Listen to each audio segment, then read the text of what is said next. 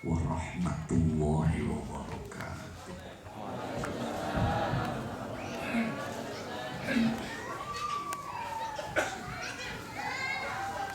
Alhamdulillah wassalatu wassalamu ala rasulillah Muhammad bin Abdillah la nabiyya wa la rasula ba'da wa alihi wa ashabihi wa man wala wa la hawla wa la quwwata illa billah.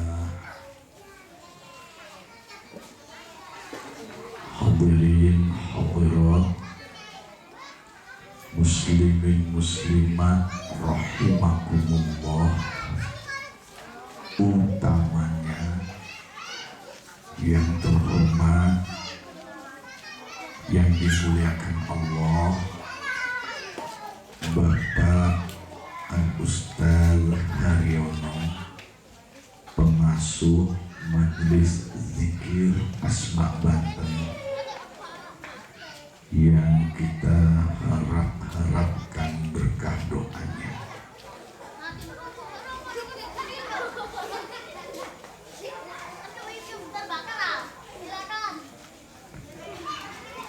Kalau kita baca Al-Quran,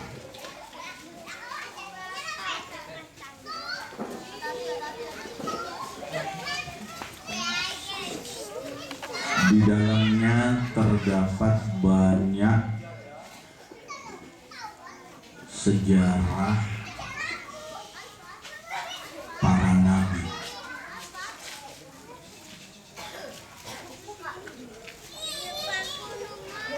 Saya ulang, kalau kita membaca Al-Quran, di dalamnya itu terdapat banyak sejarahnya para nabi. Betul?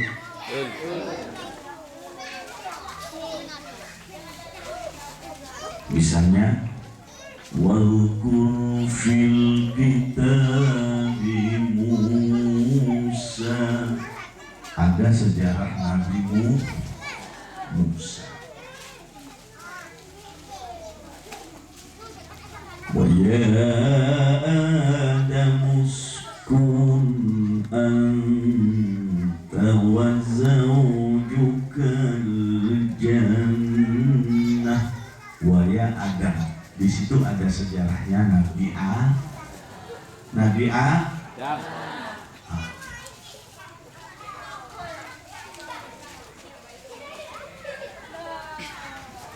Am kuntum syuhada'a idh hadara Ya'qub al-maut. Di situ disebut nama Nabi Yakub, ada sejarahnya Nabi Yakub.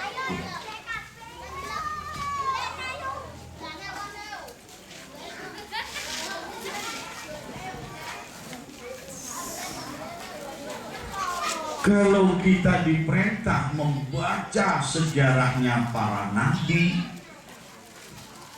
di dalam Al-Quran, itu berarti kita juga diperintah membaca sejarahnya Nabi kita Muhammad sallallahu alaihi wasallam.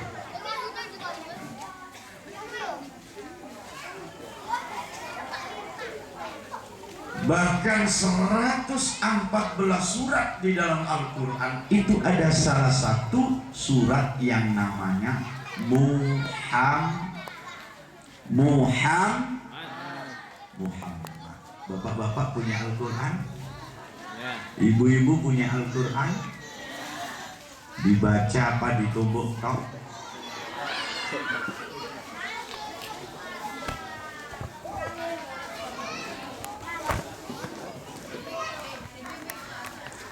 Kadang-kadang kita ini punya Al-Quran tapi ditumpuk.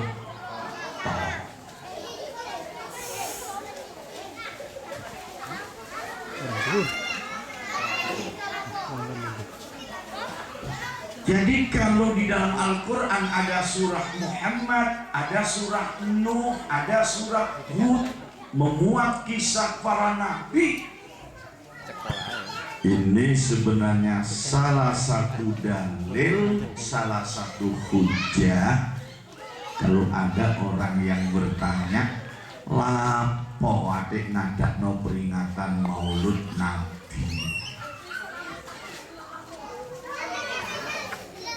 Paham ya Pak? Paham ya Bu? Bu? Bu?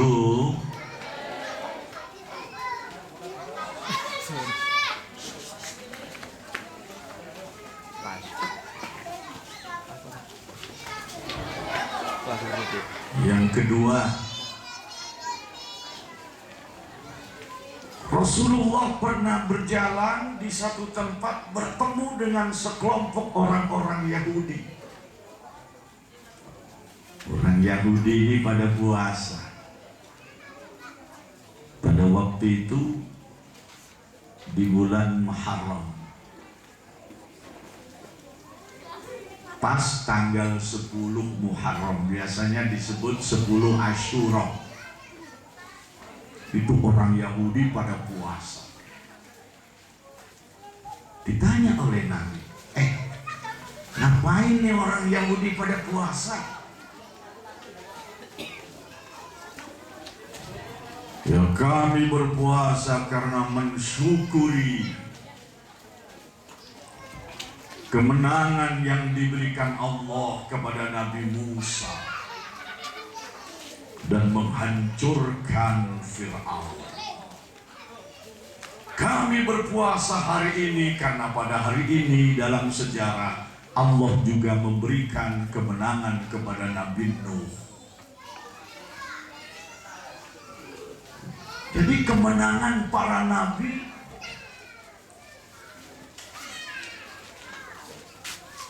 itu disyukuri oleh orang-orang Yahudi dengan berpuasa. Paham ya Pak? Pak? Pak? Mendengar demikian itu, lalu Rasulullah bersabda, aku perintahkan kepada umatku berpuasa juga pada bulan Muharram. Ojo tanggal 10 koyok wong Yahudi, tapi tanggal 9 saja. Dan cerita ini kalau kita renungkan, memberi pelajaran kepada kita bahwa peristiwa-peristiwa penting dalam kehidupan ini boleh diperingati, itu boleh. Paham nih Pak ya? Paham ya Bu ya?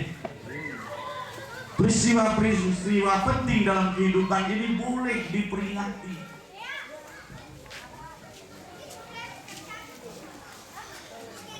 Bangsa Indonesia diberi kemerdekaan oleh Allah, dilepaskan dari cengkeraman penjajah. Ini peristiwa penting. Makanya jenengan nek 17 Agustusan ngadakno peringatan kemerdekaan. Itu boleh. Berdasarkan cerita yang sudah saya sampaikan tadi. Sebab kadang-kadang masih ada orang yang tidak mau, apa mauludan, apa nyanjung-nyanjung Nabi. Memang Nabi itu harus disanjung. Beliau tidak gila sanjungan, tapi kita harus menyanjungnya. Walladzina amanu bihi wa'azzaruhu wa nasaruhu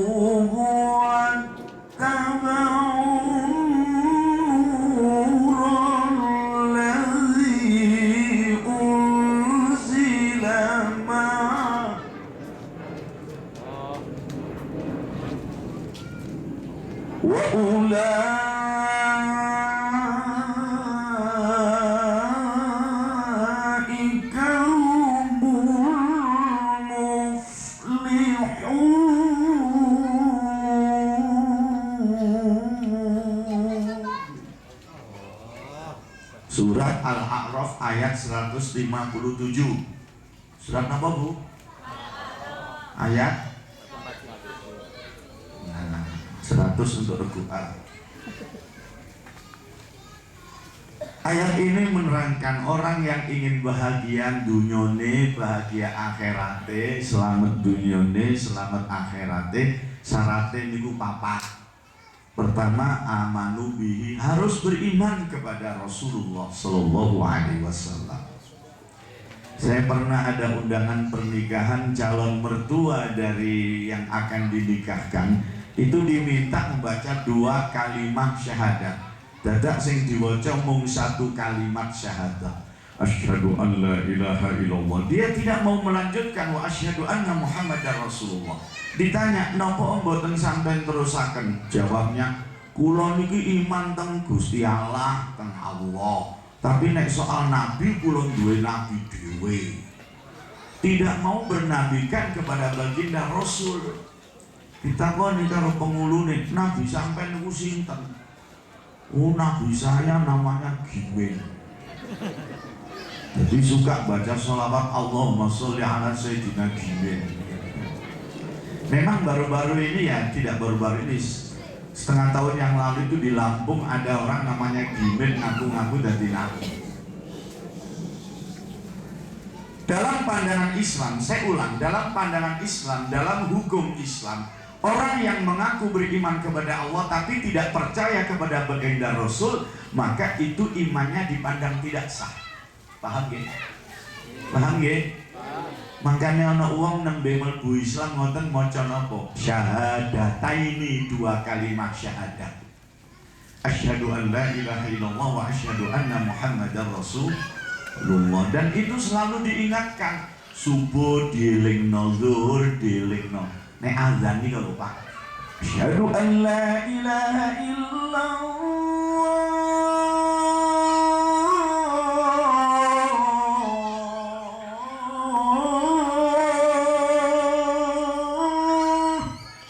Dua kali kemudian wa asyhadu anna Muhammadar Rasulullah. Mriki lak ngenten azan sih. Nggih. Masjidnya azan mriki. Nek subuh krungu azan, zuhur asar krungu azan. Azane nggih enak koyo azan kula ngoten. Kurang enak jadi berarti kaset.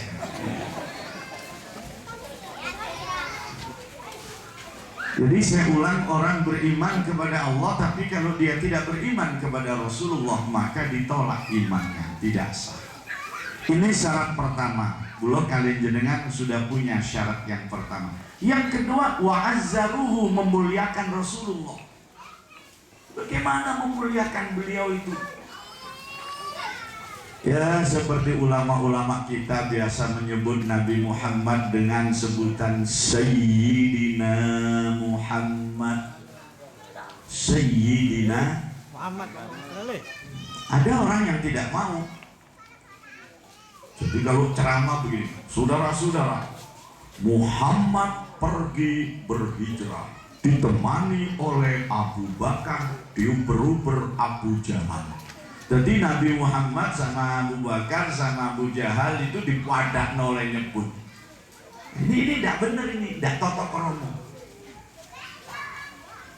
Jadi ribuan, kalau kita baca hadis itu ratusan ribu, tidak ada satupun hadis yang dimulai dengan kata qala Muhammad, tidak ada, enggak ada. Yang ada qala Rasulullah, qala Nabi. Pangkat dan kedudukan beliau yang sangat mulia itu disertakan. Sama dengan kalau kita menyebut presiden kita, jangan namanya toh. Saudara-saudara, pada kesempatan ini telah datang Susilo Bambang Yudhoyono. Sampai disebut presidennya disebut, itu tata krama. Jadi kita kalau menyebut jangan Muhammad toh. Misalnya ada kata Sayyidina. Saya pernah ditanya, Pak, kok pakai Sayyidina, itu apa? Nama Sayyidina itu ada dalam Al-Quran. Loh, ada. Kata Sayyid dalam Al-Quran itu kuatah. Kata itu akeh. Akeh itu jebrek. Contohnya misalnya di dalam surah Ali Imran Hunalika da'a Zakaria rabbahu qala rabbi hab li min ladunka dzurriyyatan thayyibatan innaka sami'ud du'a. Ini ceritanya Nabi Zakaria, rumah tangga wis suwe gak duwe anak, tambah tua, kok turun duwe anak, nangis teng Gusti Allah, berikan kepada saya ya Allah anak yang baik. Maka turunlah malaikat Jibril. Kata malaikat Jibril begini, Annallahu yubashshiruka bi Yahya, Allah akan menggembirakan kamu dengan memberi anak namanya Yahya. Siapa Yahya itu? Musaddiqan bi kalimatin minallahi wa sayyida. Duh, enten kata sayyidah ini. Nggih. Nggih. Musaddiqan bi kalimatin minallahi wa sayyida wa hasuran wa nabiyyan minas salihin.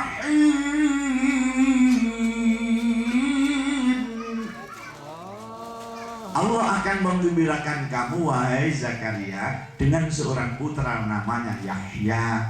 Yahya itu antara lain disebut Sayyidah. Sayyidah itu pemimpin panutan.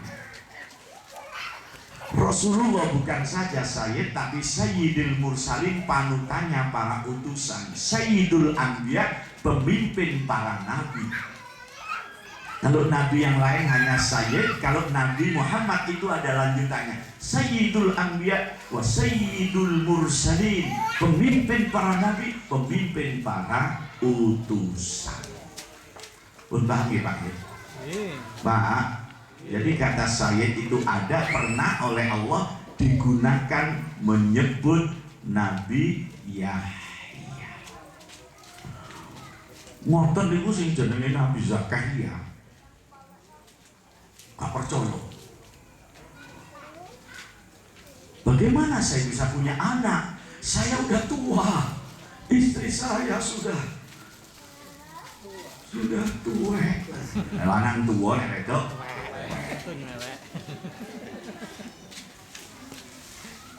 Apa jawaban Nabi Zakaria? Apa jawaban malaikat Jibril? Qala kadzalika Allahu yaf'alu ma yasha. Qala rabbi ij'al li ayah. Qala ayatuka alla tukalliman nasa thalathata ayyamin illa ramza wadhkur rabbaka katsiran wasabbih bil 'ashyi wal ibkar. Dijawab oleh Jibril, udah gitu, itu udah urusan Allah, kamu nggak usah bingung-bingung. Si enom gak dikei anak ya iso, wis tuwek balik-balik mana yo? Ya iso. Ngoten niku sih kurang mantep Nabi Zakaria. Apa sih tandanya kalau istriku betul-betul positif hamil? Engkau nanti tiba-tiba saja tidak bisa bicara. Selama 3 hari kamu tidak bisa bicara, kamu hanya memberi isyarat. Betul, tiba-tiba tidak bisa bicara. Cuma isyarat, nek jalan kumahan. Nek jaluk mangan, nek jaluk mobil, nek jaluk, jaluk aja.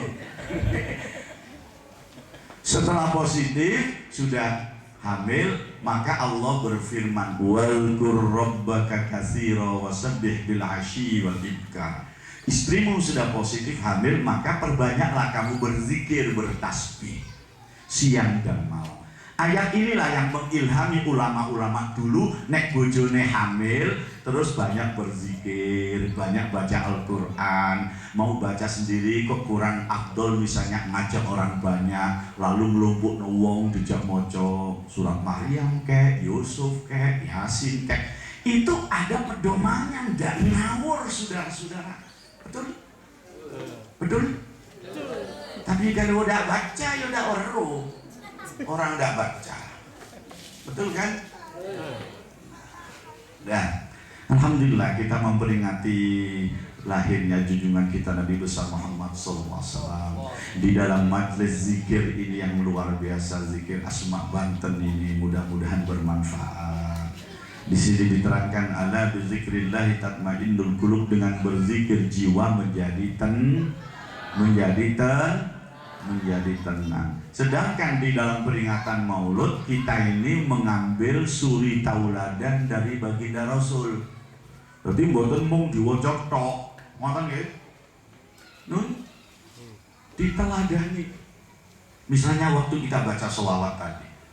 Anta syamsun anta badrun anta nurun fawqa nuri anta iksiru wa ghali anta misbahus suduri ya Nabi. Monggo.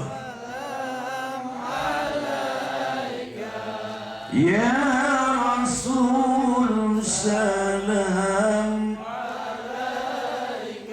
Allah, ya Habib salam salawatullah.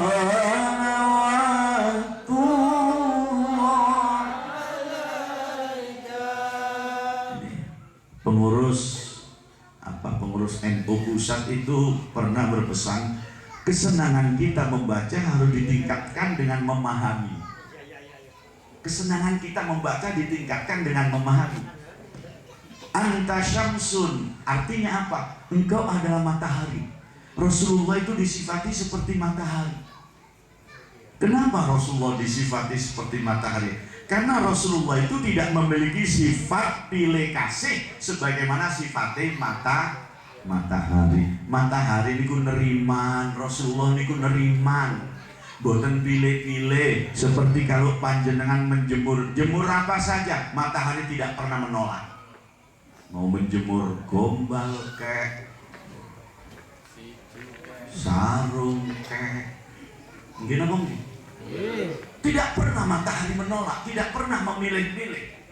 Dari mulai menjemur karpet, kaos, kayu, kapur, kapuk, kacang. Situ guys, matahari tidak pernah pilih-pilih. Ini celana orang kaya cepat digaring, no. Ini kelambini wong melarat bapak gak garing-garing. Mau ngatakan tidak, soal pilih kasih tidak ada pada Rasulullah. Beda dengan manusia biasa. Waduh, orang itu kalau pilih kasih bahaya, apalagi kalau dia pejabat pilih kasih, bahaya. Urusan orang kaya cepat diselesaikan, urusan orang miskin dibiarkan terluntang-luntang. Subhanallah. Rasulullah tidak pilih kasih. Diundang orang kaya beliau hadir, diundang orang miskin beliau juga hadir. Sama dengan kita, diundang orang kaya cepet tekone, diundang wong gak duwe, diundang orang kaya pakai Rexona, diundang orang miskin pakai Remason. Subhanallah. Jadi itu pilih kasih. Tidak boleh orang pilih kasih. Jadi orang tua jangan pilih kasih anak supaya tidak bertengkar. Jadi mertua jangan pilih kasih supaya menantu tidak bertengkar. Jadi ulama juga jangan pilih kasih. Nah ini kalau ulama sudah pilih kasih, waduh bahaya. Jadi ulama harus mengayomi semuanya sebagaimana sifat Rasulullah, wa ma arsalnaka illa rahmatan lil alamin. Hadirin hadirat, saya ingin bicara lebih panjang, tetapi karena waktu yang membatasi waktu yang saya miliki, saya harus tidak tempat. Saya mohon ridhonya khususnya kepada Ustadz Haryono, hanya ini yang bisa saya sampaikan. Mudah-mudahan majelis taklim, majelis zikir, majelis Al-Quran Asma Banten ini semakin berkibar, semakin diberkahi oleh Allah Subhanahu wa ta'ala. Ala hadhihi niyya wa likulli niyatin sholihah. Al-Fatihah. Iyyaka na'budu wa iyyaka nasta'in. Shiratal mustaqim, shiratal ladzina an'amta 'alaihim. Assalamualaikum warahmatullahi wabarakatuh.